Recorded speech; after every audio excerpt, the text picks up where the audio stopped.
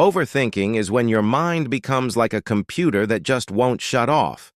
You try to focus on something else, but then you end up thinking about what you're focusing on, and then you think about why you're thinking about it, and then before you know it, you've created a tangled web of thoughts in your mind that are difficult to escape from. This isn't exactly a productive way to live life. So today, we're going to show you how to stop overthinking using a simple 3-step guide. Starting with number 1, ask yourself whether or not your thinking is helpful. Thinking can be divided into 2 categories: healthy thinking and unhealthy thinking. Unhealthy thinking is thinking that makes you feel bad. It causes you to have negative emotions like anxiety, sadness, and fear. Healthy thinking is thinking that makes you feel good. It causes you to have positive emotions like happiness, confidence, and optimism. You want to make sure that most of your thoughts are healthy because if they aren't, you'll start feeling miserable. Now, there's nothing wrong with having negative thoughts every once in a while, but if they're becoming excessive and getting in the way of your daily life, then it's time for a change. Take this situation, for example. Let's say you have an exam coming up tomorrow.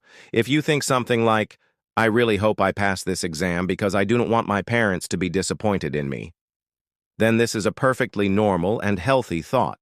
However, if you start thinking something along the lines of, "What if I fail this exam? My parents will be so disappointed in me, and I'll disappoint everyone around me. I might as well not even bother showing up. I'm doomed anyway," then you've crossed the line into unhealthy thinking. Do you see the difference here? In the first scenario, you were simply acknowledging your fear of failure. And in the second scenario, you started to dwell on the possibilities of failure and let your imagination run wild. When you catch yourself doing this, you need to put a stop to it right away because these thoughts will only cause more negative thoughts. The key to stopping overthinking is to stop feeding the monster. So the first step towards achieving that is to ask yourself whether or not your thinking is actually helping you. If it isn't, then you need to move on to step number 2. 2. Challenge your negative thoughts. We all have negative thoughts from time to time, and that's completely normal. But if you let those thoughts dictate how you behave, then you're giving them too much power. For example, let's say you're worried about your future. Maybe you're wondering whether or not you'll be able to find a job after graduation, or maybe you're concerned about your relationship status, or perhaps you're struggling with financial problems. Whatever the case may be, you need to understand that your negative thoughts aren't facts. They're just thoughts. Your thoughts are like a bird that flies around your head. Just because the bird is there doesn't mean you have to listen to what it's saying. Instead, you should challenge your negative thoughts by asking yourself 3 questions. Is it true? What's the evidence? How does it make me feel? Let's use one of the earlier examples to illustrate how this works. Let's say you're worried about finding a job after graduation. You start thinking to yourself, "I'm not smart enough to get a good job." First, ask yourself, is it true? Well, it could be true, but you don't know that for sure. You're just assuming things. Next, ask yourself, what's the evidence? You may have some evidence, like the fact that you didn't do very well on your exams. Or maybe you haven't had much work experience. But remember, this isn't proof that you won't be able to find a job. There are plenty of people who didn't do well in school, but they're still employed. Finally, ask yourself, how does it make me feel? If I believe that I'm not smart enough to get a good job, then I'll probably feel bad about myself. And this isn't good for my mental health. Now, once you've asked yourself these questions, you should be able to see that your negative thoughts aren't as powerful as you thought they were. You can choose to ignore them and focus on more positive thoughts instead. Of course, this isn't always easy to do, which is where step 3 comes in. 3. Create a daily routine. Creating a daily routine is one of the best ways to stop overthinking because it gives you something to focus on other than your thoughts. When you have a busy schedule filled with activities and tasks, you won't have time to sit around and think negatively. Keep in mind that the key to creating an effective daily routine is to make sure that it includes activities that you enjoy. Otherwise, you're just going to end up resenting it and not sticking to it. Here's an example of what a balanced daily routine could look like. Morning, wake up early, make your bed, Exercise, take a shower, eat breakfast, plan your day. Afternoon, work on your goals, take breaks, socialize, continue working on your goals. Evening, cook dinner, eat dinner, relax, read a book, go to sleep. Remember that this is just a sample routine that you can adjust to fit your own needs and preferences. As you can see, this routine includes a lot of different activities that should keep you busy throughout the day. You can add or remove activities as you see fit, but make sure that you include a mix of physical activity, relaxation, and social interaction.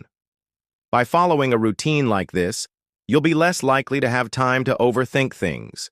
Here are some more tips on how to stop overthinking. Take care of your body. When you take care of your body, you'll feel better about yourself and you'll be less likely to overthink things. Make sure to get enough sleep, eat healthy foods, and exercise regularly. Get some fresh air.